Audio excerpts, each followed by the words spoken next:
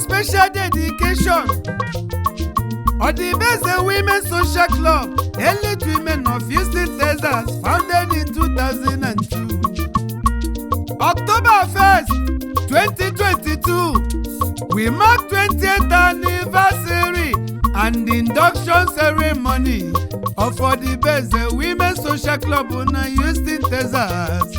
Odibeze lechaba ni ife di mma di mma. Odibeze lechaba ni ife di mma maka. Ndị Odibeze na anyị ebido egwu. Ndị Odibeze na anyị ebido ngala. Chukwu dula anyị gaba ka a na-agbanye nkili. Chukwu dula anyị gaba ka a na-agbanye nkili. Odibeze lechaba ni ife di mma di mma. Odibeze lechaba ni ife di mma maka. Ndị Odibeze na anyị ebido egwu. Ndị Odibeze na anyị ebido ngala. Chukwu dula anyị gaba ka a na-agbanye nkili. Chukwu dula anyị gaba ka a na-agbanye nkili.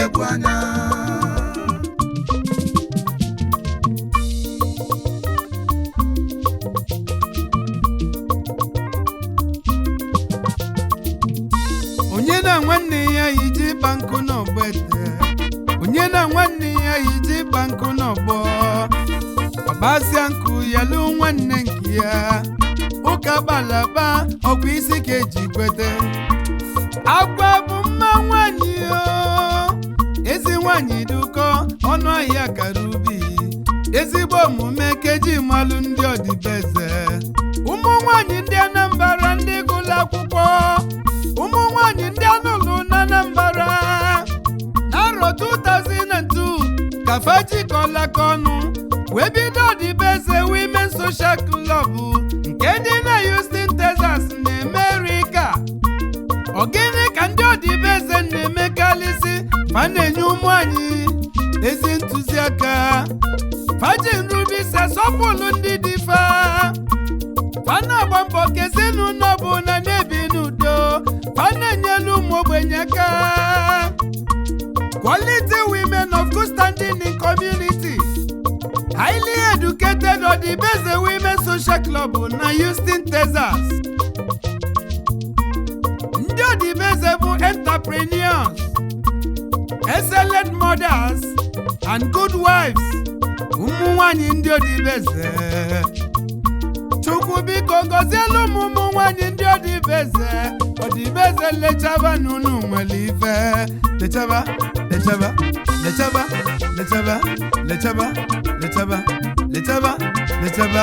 Odibeze lechaba ni ife di mma di mma. Odibeze lechaba ni ife di mma maka. Ndị Odibeze na anyị ebido egwu. Ndị Odibeze na anyị ebido ngala. Chukwu dula anyị gaba ka a na-agbanye nkili. Chukwu dula anyị gaba ka a na-agbanye nkili. Odibeze lechaba ni ife di mma di mma. Odibeze lechaba ni ife di mma maka. Ndị Odibeze na anyị ebido egwu. Ndị Odibeze na anyị ebido ngala.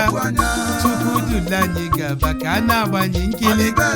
Chukwu dula anyị gaba ka a na-agbanye nkili.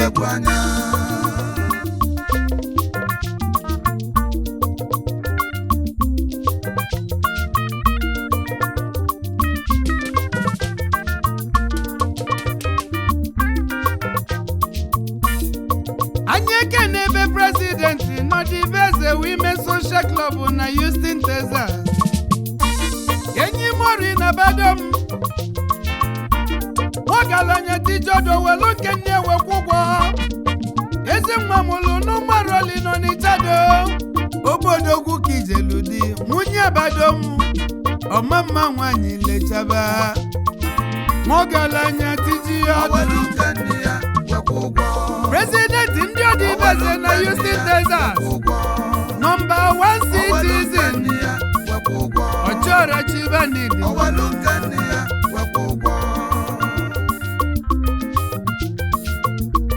Obiagelie Agugo Adakibia Chilora Ezi nwanyị ọmasị umoji gwulu bogodu Nwunye ndezi owele Lechaba n'inwele ife Tenena Adakibia no the best. Founder no the best Women Association No the best. Best of the best president President Emeritus Lady Kechi Ketume Oyibo kwesịrị no the best Matrak Ọmalịcha nwanyị mụrụ na Enugu State Manu gaki ijeli ijedi Tweni oyibo kwesịrị no the best.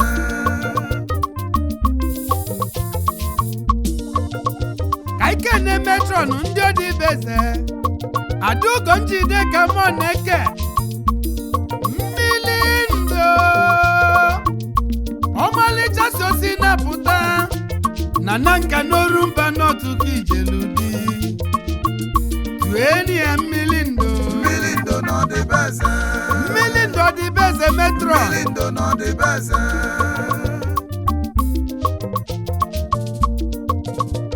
Vice President Odibeze Women Social Club na Houston, Texas. Nkemedogu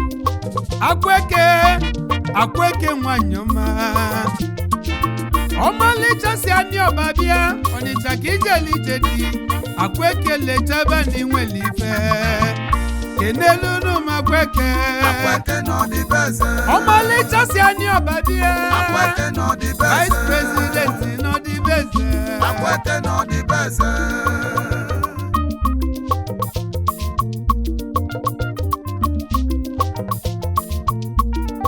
Anye jebi yala ka kenele olu genyi Ochora chili mbosibo Ugeze tineze fule Nne mulu gini yala Abakijeli jedi Lolu genyi mbili Once a leader is a leader forever Tweni lolu genyi Oludenyi no the best.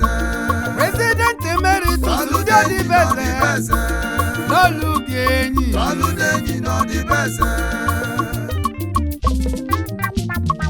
Odibeze lechaba n'ife dị mma dị mma Odibeze. Odibeze lechaba n'ife dị mma Ife maka nkiri adịgbu anya. ndị Odibeze na anyị ebido egwu Odibeze.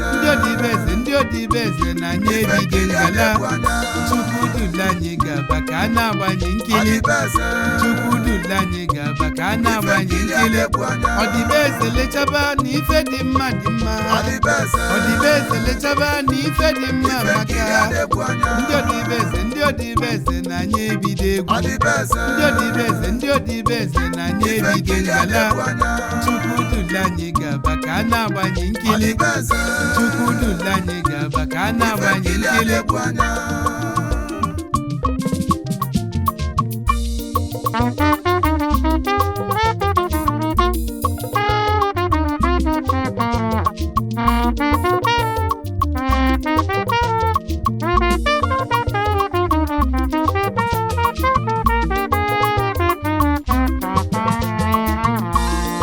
Dem Nina Wulasi Osodieme Ezi nwanyị mụrụ n'Ihogu Local Government n'Enugu Steeti Otolo Nnewi Ijeludi Ọmamma Tweni Osodieme akụ Osodieme no the best.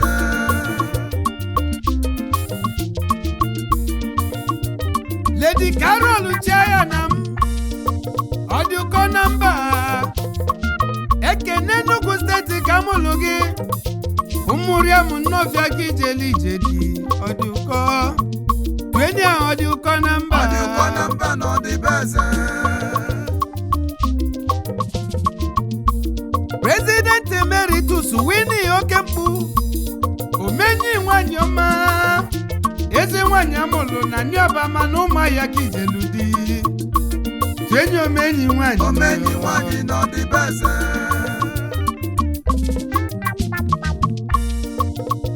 Lady Chief Rose Njiga agbọmma nwanyị biko lechaba agbọmma n'ọdịbe eze ọka etiti kiseje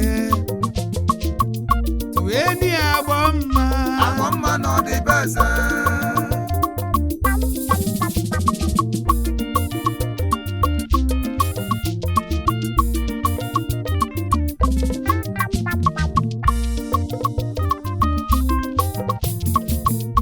ka nke n'odebe ego ndị treasurer Patricia Mefule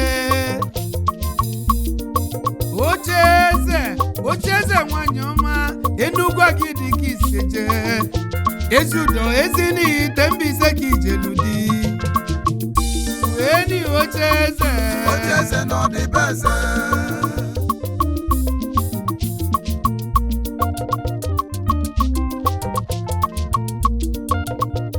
Chinwe Okonkwo mmili mma umoji ka iseje umoji ka ijeli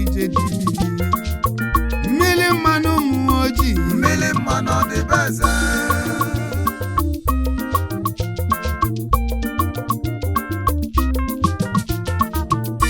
ka nke n'ode akwụkwọ sekretari n'ọdịbe eze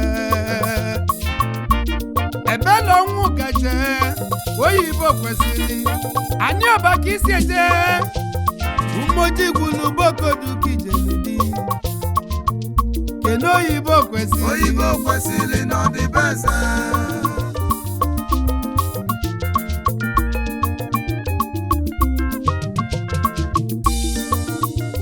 Dem Elizabeth Dike Ọdụgo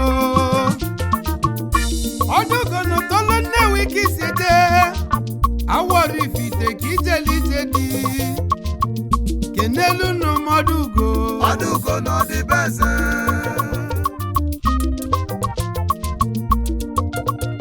Lady Ezinne Uche Nwadinobi obi dị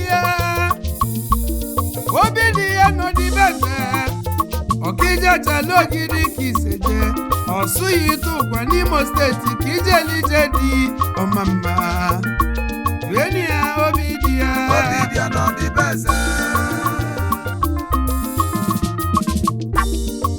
Attorney Francis Nwora President Emeritus ndị ọdịbe eze Anechelu nwa ọmalịcha mụlụ n'ụmụase n'Ọnịcha do ọdọje ka ijeli ije dị tweni ya Anechelu nwa n'ọdịbe eze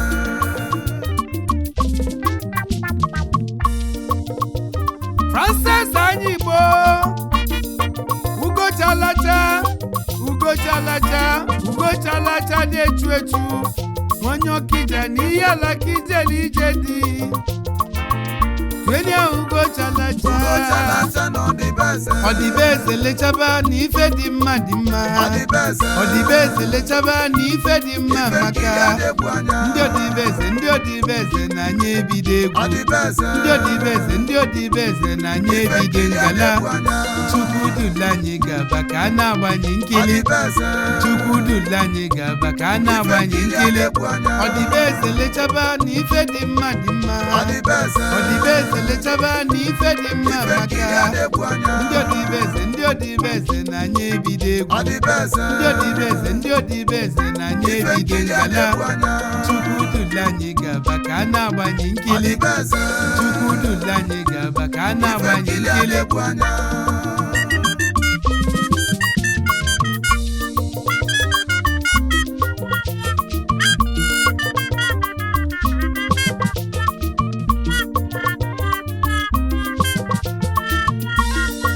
Ada na-edo lechalụ bịaba Adachinyeleze Adanedo na Nnewi onye ojii ka onye ọcha mma Adaọganiru provost ndị Odibeze kene Adachinyeleze n'Odibeze Adachinyeleze n'Odibeze provost anyị Adachinyeleze n'Odibeze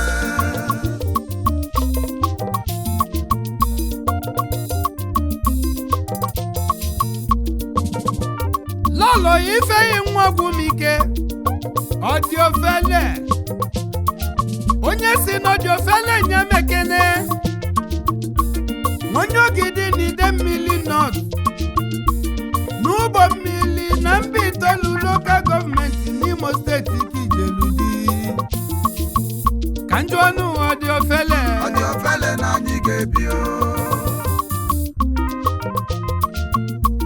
Carol Machie Eziogoli nwonye Ọnịchado obili Ọnịchado kamụli jeje dị n'Ọnịchado Eziogoli n'Odibeze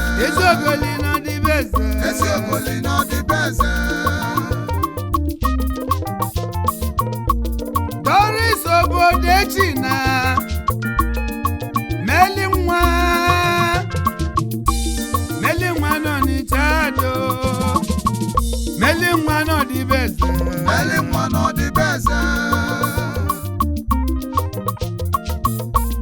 Induction Committee Chair Lady Dr. Ijeoma Mmekam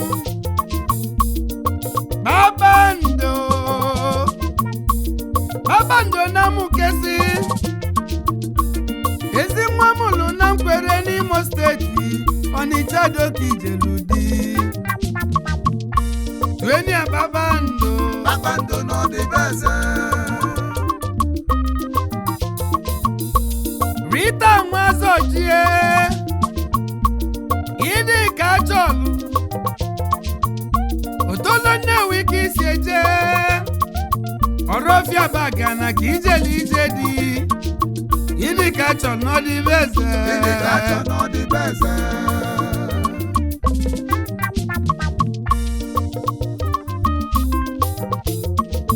Induction Committee Co-Chair Lady Chuka Jene Okwesilieze nwanyị ọma Otolo Nnewi ka iseje jeje dị na Bụbọ na Nnewi chi Eziada Nnedo kene n'Okwesilieze n'Odibeze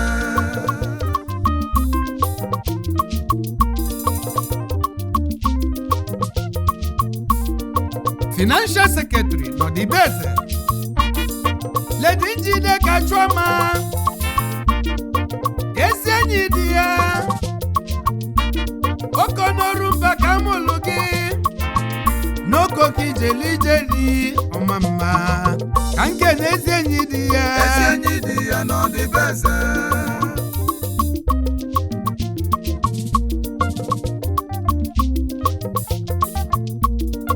Attorney Ifi Ilani Osodiemakụ Adamụlụ n'Ogidi Nwele ka Ijelije dị Osodieme n'Odibeze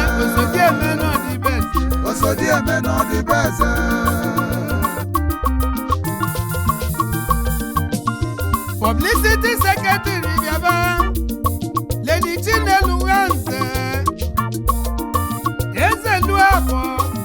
Ezeluabọ ọma ụmụnya n'oyi ka iseje Enelu Ezeluabọ n'Odibeze Attorney Nonye Ezenwa Ọradiegwu mmili ọma mmili doledo Adazienu kamụlụ gị Obeledu ka Ijelije dị mmili ọma n'Odibeze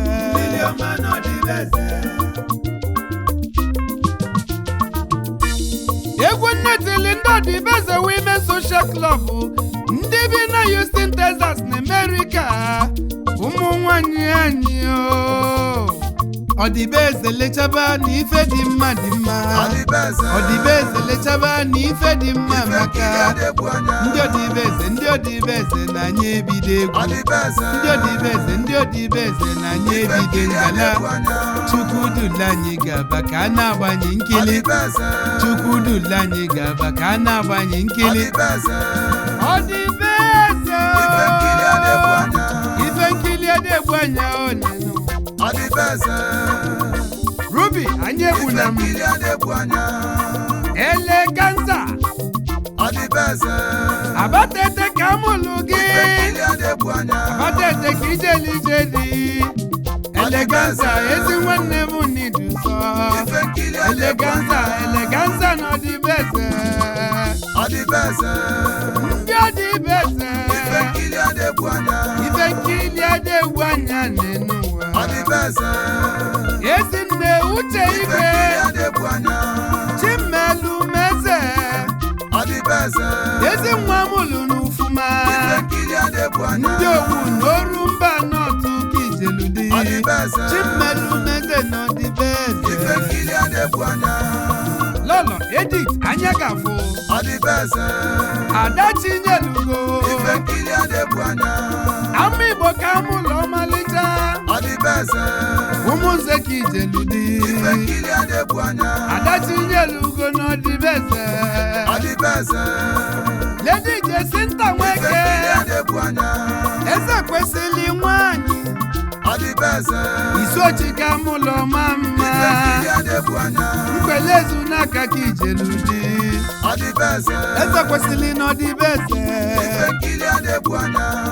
ndị ọdịbeze ọma mma ife nkili adegbu anya onenu ndị ọdịbeze lechaba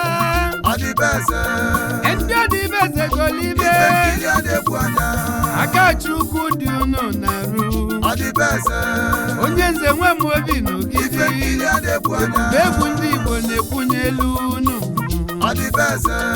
ndị ọdịbeze ife nkili adegbu anya ife nkili adegbu anya